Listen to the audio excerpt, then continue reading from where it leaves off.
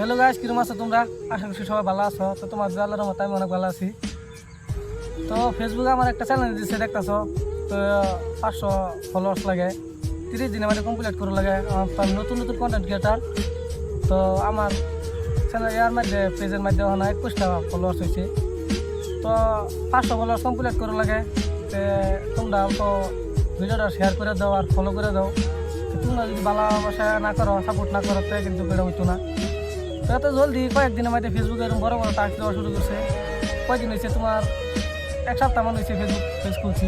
তো ওখানে 500 ফলোয়ার্স লাগে, এত জলদি এত বড় বড় টাস্ক দিতেছে। তো কী কই আমার ফেসবুকের কথা, তেও তোমার ভালোবাসা আর দোয়া আমার সাথে থাকে, তাহলে ওই যাবো।